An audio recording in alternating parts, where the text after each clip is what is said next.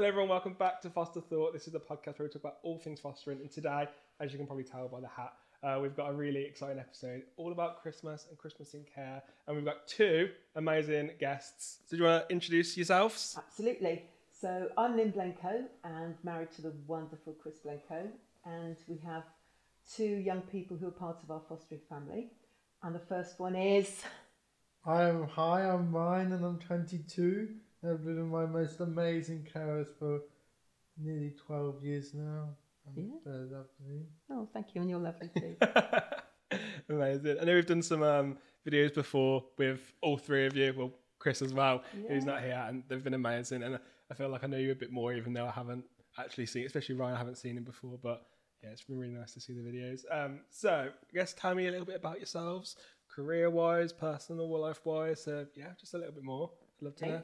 So I started fostering 47 years ago. I had to count on my fingers on the way here. Is it really 47 years? And it was. So 47 years, I was in the police, and being in the police, it can be quite insular. You know, I was working with police people, socialising with police people. That really was my world. Mm-hmm. And I thought it'd be quite nice to extend that and see if there's anybody else out there apart from police people to spend time with. And I saw an advert in the local paper asking for short break carers for children with disabilities. And I thought, I would love to do that. So I applied, and then I became part of several children's families, offering support to them on my days off and when I had annual leave. And then I met the wonderful Chris, and we got married. And then when I became pregnant with my first son, I was off work on maternity leave, and I said to Chris, you know what, why don't we officially foster as a family? And he thought that was a good idea, and so the journey started. Amazing. What do you think your biggest inspiration was to become a foster carer? I think it's one of those things in life, if you can say yes, why wouldn't you? Yeah. So say yes rather than say no. And I don't know, I asked you this question on the way up, Ryan, and you came up with something really good. Can you remember what that was? What's our inspiration to be foster carers? The passion. Passion for what? For looking after young people. And the joy. Yeah. And the pride. The joy and the pride. Give me an example, Ryan, of the pride that I feel about you and the other young person in our family. Give me an example of pride. Kind. You're kind. When have I been really proud of you recently? When I've won awards. What sort of... I won the Proud of Bucks award that I won 3 years ago, South Bucks Pride Award for service to community in the Art Cafe. You absolutely did. So one of the things that you do, you work 3 days a week, don't you, at the cafe? I'm sure you'll say about that. And you're at college one day, but you won this fantastic award, the South Bucks Pride of Bucks Award for services to the community. Yes. That's just a really good example of me being proud of you. So how was it? It was like an event. Did you have to get dressed up to go get the award? Yes. Yeah. Was it fun? Was it like a suit dressing up, or was it? Where did you go? Do you remember? Smart casual. Smart casual, nice. Yeah. And the other time, there's so many times that I've been proud of you, but my second birth son got married in the summer, and you were, what role did you have? Master of Ceremony. Exactly right. What did that entail? That sounds really fun. Master of Ceremony was doing the speech when they arrived. So we were all waiting. Ovation. You did get a standing ovation. So we were all standing there, and as we saw Rob and Hattie coming, you had to say something, didn't you? Yes. What did you have to say? Do you remember? Well, allowed to sit on here. Ladies and gentlemen, please be upstanding for the bride and groom. Harriet and Rob. Yeah. That's amazing. And you did that, and you stood up, and everybody gave you a standing ovation, and I was really proud. Yeah, I was really proud of the part that you played in our family wedding. Yes. That's beautiful.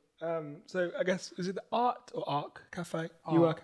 Arc. How is it? What do you do there?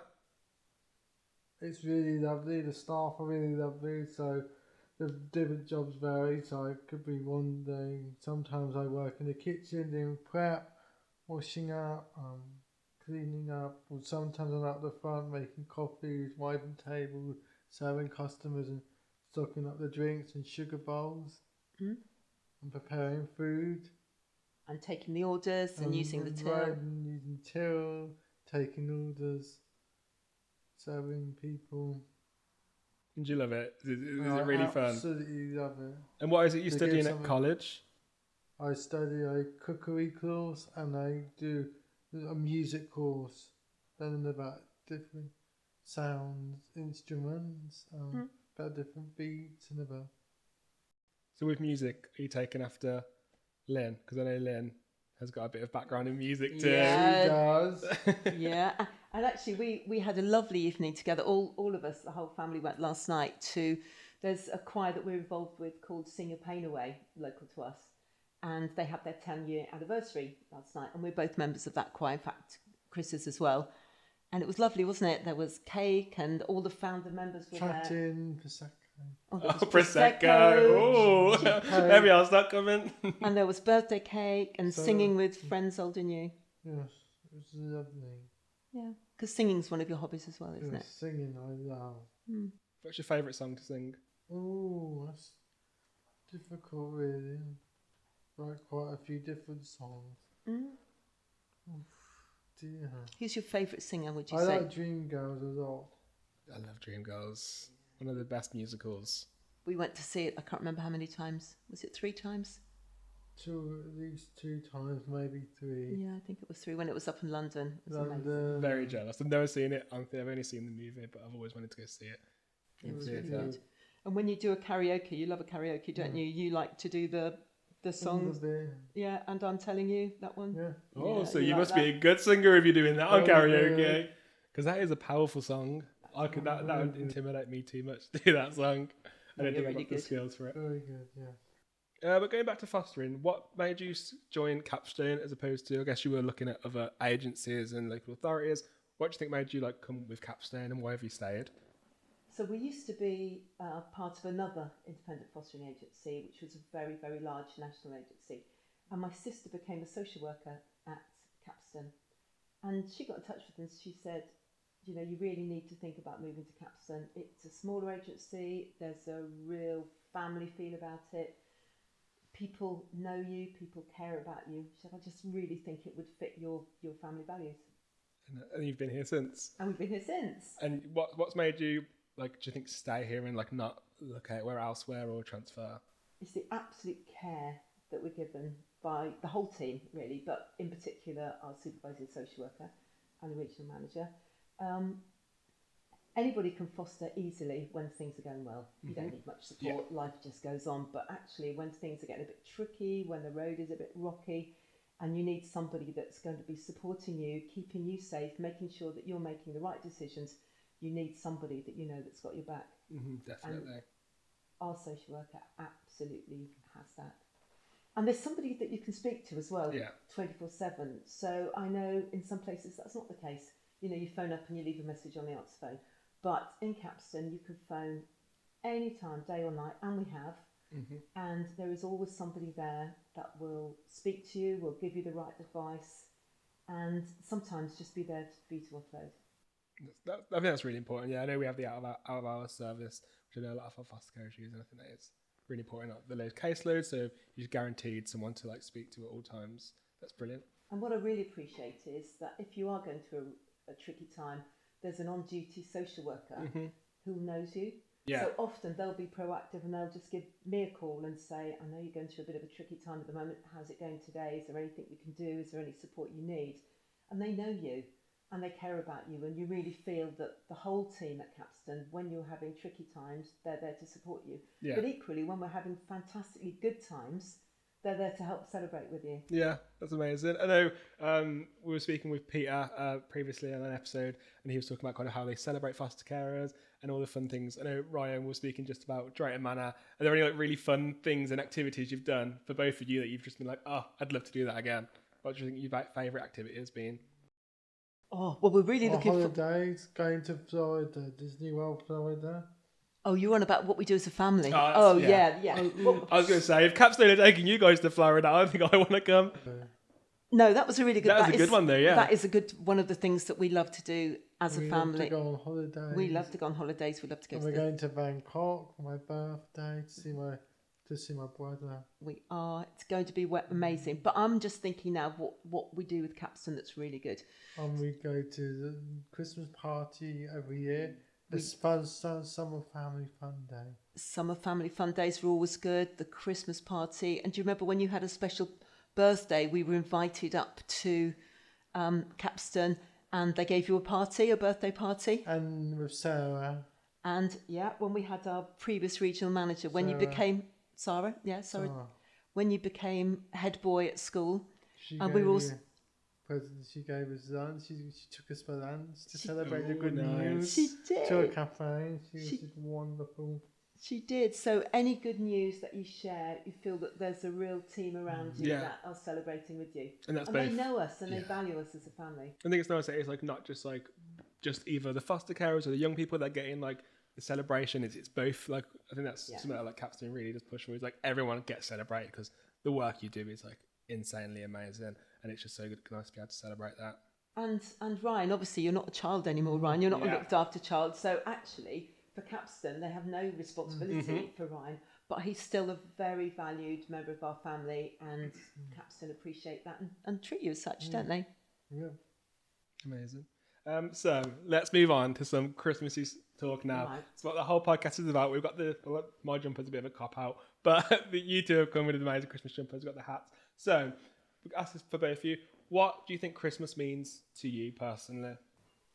Spending time with family, seeing my birth family that I don't see often. That I do see often, but it's just so nice to see them because they're all busy working and stuff. So it's nice to get together with people who I haven't seen in a while. I like my granddad, who's not very elderly, can't really walk, and I get to see him. Yeah, you get to see your birth family occasionally, don't you? But at Christmas, everybody makes a really big effort to get together, and you see Grandad, and you see my sister, and we're going to the pantry with her in a few weeks to see Cinderella, and we're going for dinner afterwards. We are. It's really important for young people in our foster family to celebrate their birth family when that's possible. And last year we went with your sister. She's an adult now, isn't she? And she's got her own children. And we went to the panto with her and her children and had a lovely time. So we're going to do that again this year. This year, and then we'll go and see your auntie. And it's wonderful because we can be part of Ryan's extended family, and you've got his foster family and his birth family working together to provide the best outcomes. Do you think it's really important to like push for that support and like that with the birth family as well as you? Because I know sometimes there could be maybe a bit of some issues, or not everyone will be like welcome into that, but I know that you kind of probably push for it, especially with Ryan. Absolutely, and there's some circumstances when being with birth family wouldn't be positive at Christmas, and you have to respect that. But when it is possible, it's really valuable that Ryan knows that we really like his birth family. Yeah. We enjoy spending time with them. So, for instance, when we drop you off, we'll always go in and we'll have a cup of tea and a piece of cake or something. Then you'll stay and you'll have your fun time. Then when we go and pick him up, we might have another cup of tea and another catch up, and then we'll arrange to see the next time. But you're old enough now, you make your own arrangements, don't you? So when Ryan was younger as a child, then I would help make those arrangements. But now you just get on with it yourself, don't you? And you contact your birth family and then just put it in my diary. Perfect. So moving on to some Christmas decorations. What were you all like growing up? Were you all out with the Christmas decorations? Like your house was like a grotto? Are you still like that now? What was it like? Yeah, it was definitely like that as a child. We had them dangling from the ceiling and everything, and it's exactly like that. We were talking about our Christmas tree, weren't we, Ryan? So, and we have an angel on the top of the tree, and my second birth son made it when he was 4. He's now in the army and he's 31. And it's still alive, and wow. It's still there. It's made out of an old toilet roll with green crepe paper on it, and she doesn't have a head anymore. And every time he said, I'll buy you a new one. I do not want a new one. That's the angel. It's going to stay on the tree. She could do with a refurb, but she's going to stay on the tree until, if I'm ever lucky enough to have any grandchildren and they make another one, at that point she'll get replaced. But otherwise, the green toilet roll is on the top of the tree. Okay, Ryan, I want to know from you, when is the perfect time to set up the Christmas decorations? Like, when is too early? when is too late? When First do you? weekend of December. Oh, is that when you do it every year? Always. And then usually the first weekend of January we take it down. First Yeah. weekend of January. Because I know there are some people out there who like to get it up the second it's September. Some people are crazy with it, aren't they? But I agree. I think as soon as it's December, it's ready to get up. But then I like to take it down before the New Year's because it's my birthday. So I like it to be all about me, not about Christmas. It's got to be all about me. Get that. Okay, yeah. Can you tell us about your first Christmas with Chris? Because I always find it quite interesting. So I know when you were younger, you obviously had all your own traditions, but then when you get partners and marriage and move in, you're gonna have to start blending Christmases. How was it? How was the first Christmas with Chris? Was it really different? No, it was pretty similar really. I have thought of a funny story of our first married Christmas. Okay. So there we were, it's Christmas Eve, everything's ready, the tree's up, the presents are wrapped, all the food is ready. And Chris said to me, I just need to pop out. What do you need to pop out for? He said, I'm going to pick you up a present. I said, what do you mean on Christmas Eve? He said, yeah, it's with the jewellers, it's being engraved. And I thought, this is so exciting. It's going to be a locket, it's going to be a bracelet, what can it be, what can it be? And then Christmas morning came and he handed it to me. Have a guess, what do you think it might be? I'm gonna say like dog collar with the name on it. It wasn't a dog collar with my name on it. No, it wasn't a Not dog. your name on it, with the dog's name on it. It was a Swiss Army penknife Oh, nice. with my name engraved on it, my new married name. Do you use it Lynne, much? Every day. Oh, really? Every Okay. day. So initially I was So- like, this isn't quite what I was expecting. No. But actually it was the best present and And you're still using it today. Have still using it. Yeah. Still using amazing. it, yeah. So that was funny. you had any like favourite Christmas presents that you've received over the years? Ooh. I've liked all my presents really.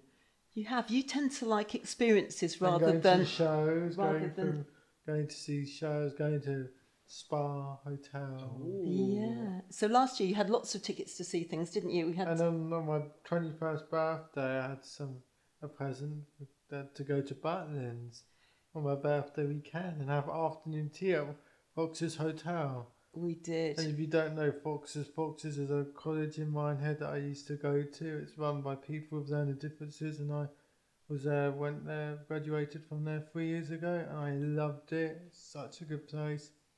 Couldn't recommend it enough. Yeah. Brilliant. It was really good. So for your that was your 21st birthday, wasn't it? Yeah, we went to the adults weekend at Butlins. With hindsight, I'm not sure we would do that again. Oh, really? It was quite rowdy. It was a bit more okay. rowdy than we were I expecting. think I could imagine actually, yeah.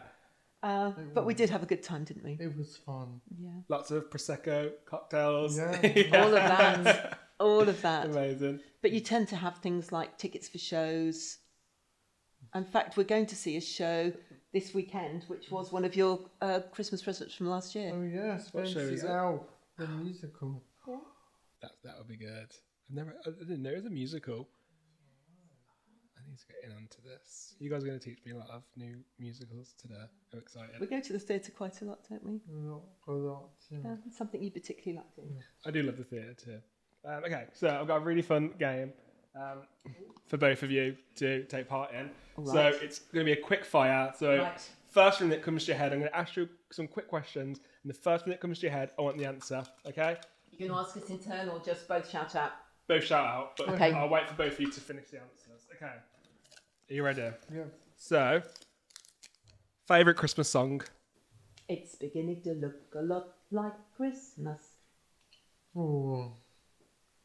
All I want for Christmas is you. Oh, that is a good one. I'm Mariah Carey. Favourite Christmas carol? Hark the Herald Angels sing. Oh, we wish you a Merry Christmas. That's a Christmas song. That's good enough. Yeah. Favourite Christmas tradition? Going to Aunt Ollie's to celebrate Christmas on Christmas Eve Yeah. and sing the family. Yep. And me, really, going to Christmas Eve, spending time with our extended family. That's nice. Favourite present? This might be. I've just asked you this actually, but favourite present you've received? Should be on top of your head now. Ooh, Just being with each other. Oh, being nice. with family. Yeah. Favourite Christmas dinner item? So, what's your favourite part of your Christmas dinner? Ooh, Christmas dinner. I like Yorkshire pudding. I was going to say Yorkshire puddings. So Ryan is the best Yorkshire pudding maker in the world. Oh, Has a really? secret recipe. They're like monsters, aren't they? Yes. How big They are are they? big. They're really big. They are fantastic. Okay, you hate me because I don't like Yorkshire puddings. I never have. I know it's criminal, but I do love a roast potato. That's mine. Next question: favorite gift you've ever gifted? Oh, favourite gift we've ever given to somebody, you mean? Yes. Oh, can't think. Can we pass on that one? Yeah, that's fine. No worries. Okay, fake or real Christmas tree? Fake. We bought, quite a few years ago now, we bought a really massive fake Christmas tree, and it's brilliant, and you wouldn't know it's fake because it's really Looks good. real. Yeah, so we used that one. And then finally, favorite Christmas film? Ooh, Nativity. Ah, same. Mine's also Yeah, Nativity. all the nativities. Yeah. Even Nativity or Elf would be mine. Yeah, Two Elf really is good too. I only watched Nativity like a few years back, and the second I watched it, I was like, why have I waited so long to watch this movie? It's the funniest movie I think I've ever seen in my life. We saw it at one of the theatres, didn't we? Which one was it? Was it Aylesbury, I think? Might have been. Yeah, it's a musical. Yeah. And yeah, that was great seeing it live with all the children dancing. Yeah, I do love it. I love it. Just my favourite scene is at the end when that one kid is like skydiving. It looks like from the top of the church. I think I actually was crying real tears when I watched that for the first time. So Christmas Eve, you have a big family meet up. What do you do there? I know you both said it's one of your favourite things to do over Christmas. What do you do? We go to my sister's house. There's probably about 20 to 30 people there. So all of our family, but also any of our friends that might be by themselves and can't be with their family. And we go there, and what do we do, Ryan? So we go there.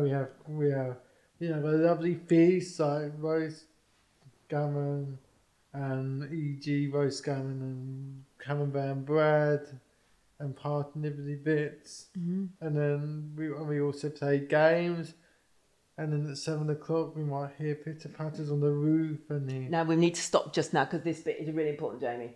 So there we all are. I'm excited. We're eating the feast, we're playing games, we're dancing, there's music, all and of a then suddenly, we hear pitter patters on the roof. So we turn the lights off and everyone stop the music, turn the lights off.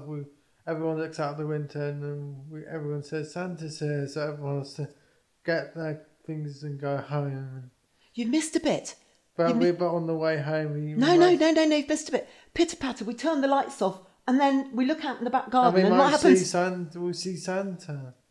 Have you every single year you see him? We always see him in the back garden. Oh my god! And so my sister has like a lodge at the bottom of the garden, and he always walks down there, and then he walks back to the gate once he's delivered the present, and we have to run home. And then we run home and drive home, and on the way home we might see something. A lot of the time we see Santa in the sky. You have to look up and you can see him, and somebody might say, "Oh, I've seen him over there," or "I've seen him." And then we go home, and then we have to get everything ready, get the sacks ready, we give him chocolate because we think the surprise he's had enough of already, and we give him a glass of port and a carrot for reindeer and sparkly oats we put that on the grass so they know to come to our house. Exactly right. So the sparkly oats, we sprinkle them all on the grass because we want them to definitely know that we're here. And we have a little something for Santa to drink and a chocolate because we think he must get a bit fed up of mince pie. So we give him a little Lindor, don't we? Yeah. Carrot for, and then what happens once we've got all that ready? We have to go to bed quick. Yeah, otherwise Santa won't come. No, exactly. Right. So everybody, jump to it.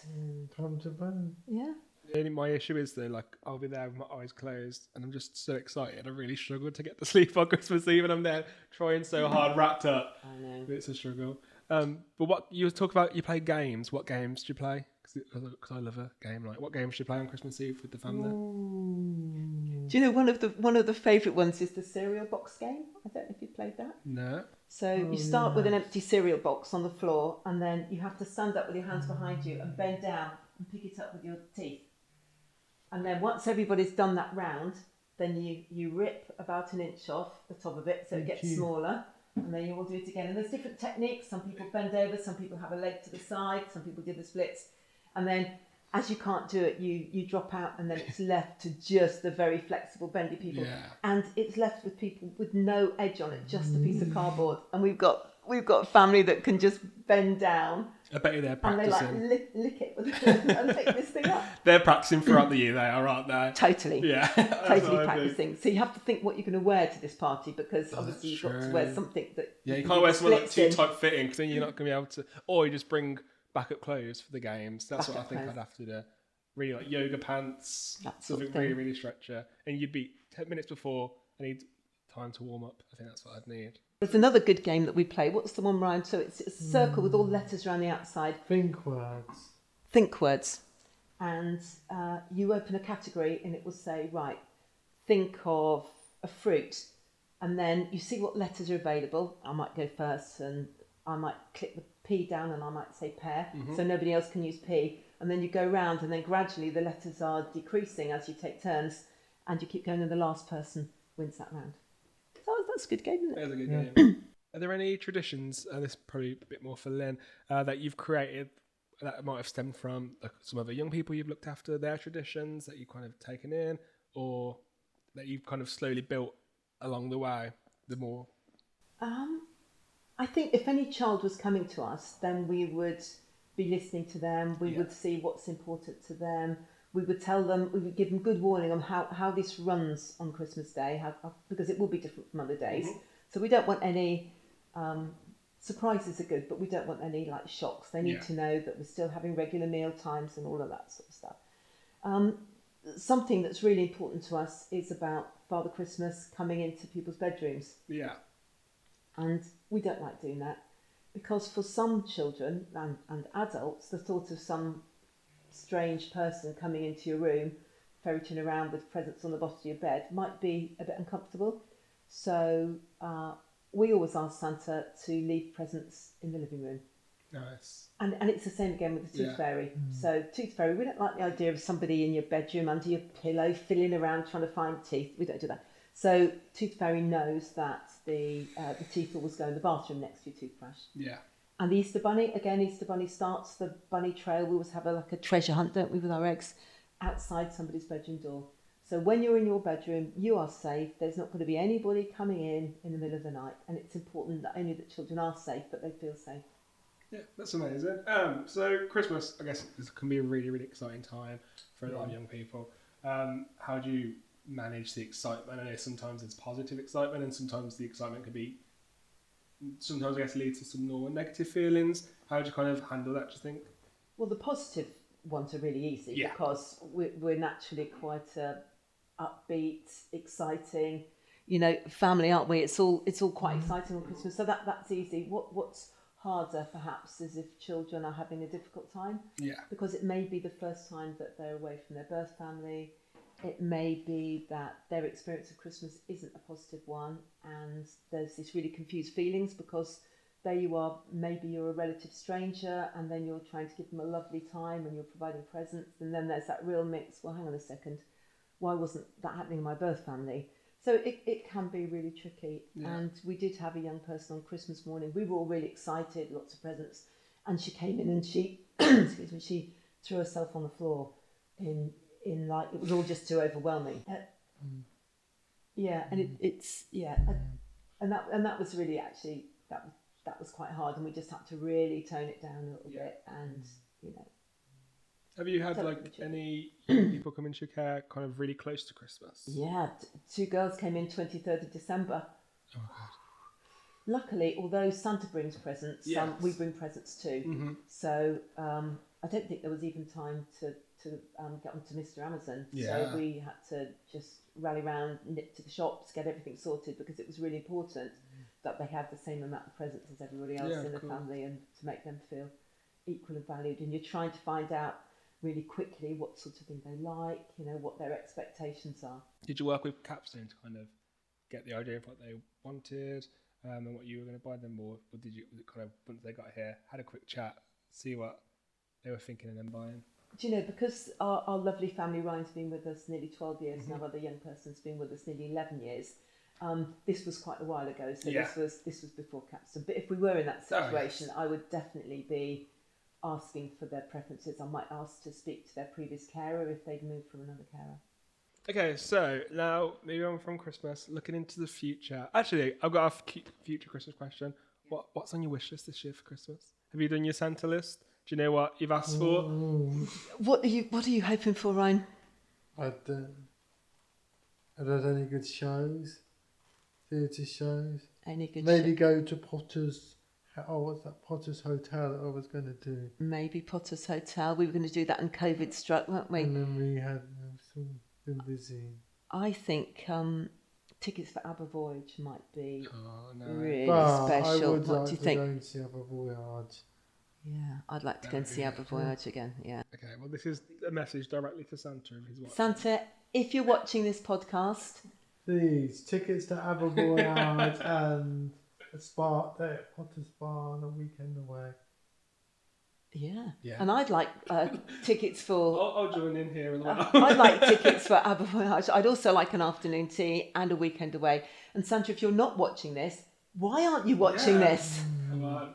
Amazing. So, okay, now, this doesn't have to be fostering related, but I just want to know, what are your future goals? I guess actually within fostering and then also personally. Okay, so our future goals, things are going to roll pretty much as they are for the next few years. And then what's your big plan, Ryan, So when you're about some 20? my friends, Sam and Lewis, who I used to go to school with, and locally around Maidenhead and Marlow, and maybe continue working at the Ark or hospital or another hospitality job, depending on how things go and where I live. Exactly right. So you're going to be staying with us till you're At about least 25, yeah. about that. Then you're planning to live with some friends in a supported living type Yes. arrangement. And then will that be goodbye forever for me and you? No, I'll still come back to celebrations and parties and Christmas. And holidays and Sundays and concerts and theatre trips Holidays. and holidays and spa days. Yeah, all of that jazz. And you will be part of our family forever and ever. Evermore. Forevermore. Exactly right. So that's the plan. Eventually, I guess that we will retire. Mm-hmm. And our eldest son lives in Thailand. So the plan would be that we would spend some time in Thailand every year, Nice. especially if there's grandchildren out there. Who Yes. knows? Who knows what the future is? So, and if we go to Thailand, obviously, you'll be I'll be visiting. coming to visit Obviously. when I'm What not was there. it we were talking about before? I don't know if we can mention it on the podcast. And about Ryan and a video you're filming soon for. Yeah, so Ryan, you've been part of our family since you were 11. Yeah. And obviously, because you're not looked after child anymore because you're an adult, Ryan lives with us as part of the shared life scheme. So it's sort of like adult fostering, really, for people that it would suit them to be living in a supported family environment. So we're going to do some filming on Friday, Ryan, aren't we, to tell people about To promote carers from shared life and tell them how good, how fun it is. Yeah, and just like fostering, we always need more foster Yes. carers, and with shared life carers, we always need more shared life carers as well.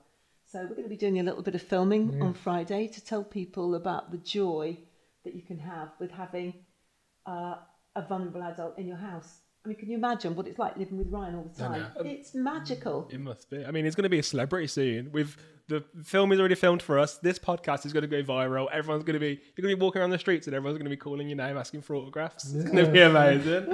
Well, that already happens in Marlow. We go I can around. imagine. I've been in Marlow most of my life. And I've been in Marlow only 11 years. Well, But- nearly 12 years, and everyone, but I've been at the Ark only 2 and a bit years, and every time I walk around Marlow, everyone says hello, Ryan. They do. They Oh, completely even the ignore regular- me, but they. Oh, hello, Ryan. How are you doing? I'm saying, how do you know them? Oh, they come in the Ark. Oh, they come in the Ark. They come in the Ark. So you are a local Which celebrity. is a wonderful thing. It is a wonderful thing. And one of the special things that we do at Christmas is we go to the carol concerts. So the Ark is attached to the Methodist Church, and they have a wonderful Christmas concert there every year, and that's one of the magical things, just to bring a bit of Jesus into Christmas. Yeah, that's really nice. Yeah. And then for this podcast, what do you kind of hope people take away from this episode, and then also just this podcast in general? Do you think? Okay, so from this podcast, I would hope that we've portrayed the joy of having children in your lives over Christmas. Yes, it's very nice if you're just adults by yourself, but it's a totally different Christmas when you've got children and young people. You've got nativity plays to go to, you've got Christmas concerts to go to, you've got carol concerts to go to, you've got the excitement of getting ready for Santa, you've got all of those presents. And all of those things wouldn't happen if we didn't have children in our lives. So I would really urge you to think, why wouldn't we be foster carers? Why wouldn't we? Why wouldn't anybody? If you've got the time, the space, the love, and the care for children who, for whatever reason, can't live with their birth families, why wouldn't you want them to be part of your family and give them a wonderful experience? Not just at Christmas, but all the time. It's very true. That's amazing. It's really nice. Look, especially from you, just whenever I hear you talk about fostering, it's really, really inspiring, and you just speak so like highly of it. And I know all your experiences, you just really do like put so much joy and positivity into it, and it's really, really nice. Yeah. It's magical. It's really magical. And of course, sometimes there are tricky times. Yeah. Absolutely, of course. But life, you know, that's life, isn't it? There's tricky times and not tricky times. But I think we talked about this on the film that we did before. If you've got a birth family and you're having tricky times with your children, you're on your own, really. Yeah. But if you're a foster care and you're having tricky times, you have a whole team of people around you that can give you advice, can give you support. You have a team of therapists that can give you some ideas to approach things differently. And that's the difference between being a foster carer. And that's why the support is really necessary. If there are any foster carers, I guess newly approved foster carers watching, what's one piece of advice you would give to them about fostering, just to help them in their journey? I would say be really open and honest with your supervising social worker when you're having supervision. It might be really tempting to say, oh, everything's fine, fine, but actually it's not fine, and you're worried about saying it's not fine because you're worried, you know, what the repercussions of that might be. But I know that your social worker would far rather know that you're struggling, so they can give you the support. They can put that in early before the situation escalates. So be honest and come to support groups. You know, we're a really friendly bunch, and it's, if you're in a group of other foster carers, there will be someone in that room that has either dealt with the same situation as you, had the same feelings as you, and they can come up with all sorts of strategies and things that have worked for them that you might want to listen to, or you might think, yeah, a bit of that will work, but I'm going to try a bit of that. So come to support group, communicate with your social worker, go to training, make yourself as clued up as you can about the role. Amazing. And then final question. So we ask this to every single person. Again, doesn't have to be fostering related. We just want to know a bit more about you. But if you could go back in time to your 18-year-old self, what's one piece of advice you would give to them? Do you know, I would really struggle for one piece of advice, Jamie. Okay. If I can imagine over the last however many years, how many times I've had to say note to self, don't do that. But my top two, if I'm allowed to, is think of reasons to say yes and not reasons to say no. So all the time, don't miss out on an opportunity. Don't have regrets because, oh, I wish I'd done that. Just like fostering, really. If you're thinking about it, do it. Yeah. Give it a go. Because it would be no good in years to come saying, oh, I wish I'd done that. I could have made a real difference. And it's too late. So think of reasons to say yes and not reasons to say no. And my other one that I really wish I'd known at 18, and I've got a lot to say for myself, Jamie, you know that, but I wish that I'd known the think. I don't know if you've heard about that, the think. You put your 5 fingers up before you say anything. Is it true? Is it helpful? Is it inspirational? Is it necessary? And is it kind? So just try and run those things through your filter before you say anything to anyone. And that works quite well with the PACE approach. You know, Capstan, we are a therapeutic fostering agency. We like to parent in a therapeutic way. And PACE, as you know, I'm sure, Jamie, you know, we want to be playful, we want to be accepting, we want to have we want to be curious, and we want to show empathy. And all of those are summed up really by being kind to me. So my 18-year-old self, just think about what you're saying and try and do that. Yeah, it's amazing. Think. Ryan, do you have any advice you'd give to your younger self? It is hard. It's a big question. Is there anything you would do differently? No. No. Well, that's fantastic. Yeah, that's amazing. No, I wouldn't. Be kind, be lovely, be supportive, be understanding, be empathetic of the situation. Do you know, Ryan, you are all those things anyway. You are. Amazing. Well, thank you both so much for being guests on this episode. I mean, we knew you'd be amazing guests anyway, but yeah, I hope everyone watching, listening, viewing the clips have really enjoyed the episode. And yeah, thank you all. We'll see you all later. Have a good Christmas too. Have Merry a wonderful Christmas. Merry Christmas, everyone. Bye. Hope to see you at the Christmas party. Yeah. For those of you who are coming. Amazing.